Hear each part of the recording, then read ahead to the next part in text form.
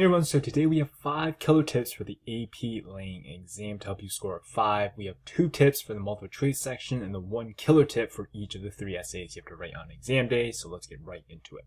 So the first tip for the multiple choice section is the mute lawyer technique. If you watched our SAT English videos, you know this is one of our favorites. Basically pretend that you're a mute lawyer and you have to defend your case. So if you pick an answer choice, then you have to physically point to specific evidence within the text to support that answer choice. And it works for a variety of different questions and really helps you stay on track and not just randomly infer things or get super confused. All right, the second tip is to know that there's only 8 different types of multiple choice questions that College Board can ask you. So read through each one of these and then search up some practice questions so you know what to expect on exam day. Now these are pretty equally spaced out. I'd say 10 to 15% for each of these categories. It's definitely not a particular area that you have to super focus on. Be prepared for all of these different types of questions. Now, a killer tip for the synthesis essay is to be purposefully redundant. So what does that mean?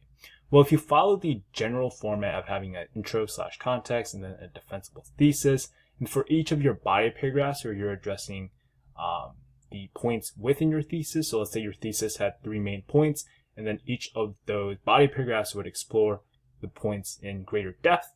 You would have your topic sentence sort of restating that point, and then 2 to 3 pieces of evidence or just paraphrasing or quoting those documents, and then the all-important commentary. So for this tip, we're focusing on the commentary. What we want to do is make it obvious, because if you don't make it obvious, sometimes you don't get the benefit of the doubt, and then you're not going to get the point, right? So I recommend you follow this format.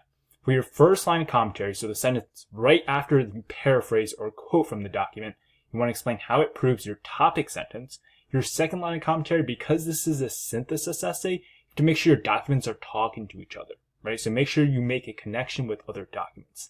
Now, I would say that is the bare minimum, but if you want to go further for, say, complexity, or just to be extra sure you get those commentary points, then I would go on with another line that talks about how it proves your thesis, and then you can have a 4th line to address any complexity or potential counter arguments to your evidence pieces. So our killer tip for the rhetorical analysis essay is all about audience. Okay, so if you're just following the general format of having broad moves, so what is the speaker doing? And then for each of those moves, having 2 to 3 language features, those are your imageries, your metaphors, or personifications, etc. That is specifically how the speaker does it, right? So once you identify those moves and language features, now you have to analyze, okay, what does that mean? So an easy way to do this is to simply ask yourself, how does that make you feel? Because a lot of times these rhetorical analysis essays are about speeches, right?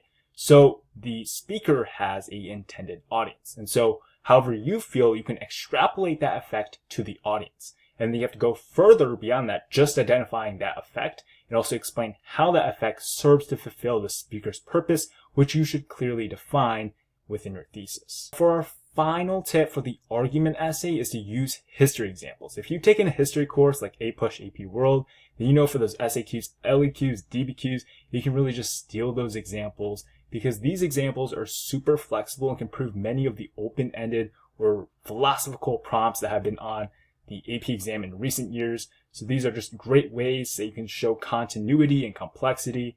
And I think it's just much easier to recall if you're looking for ways to find evidence for your argument essay. So that does it for all the tips. If you guys found this helpful, make sure you subscribe and good luck on your exam.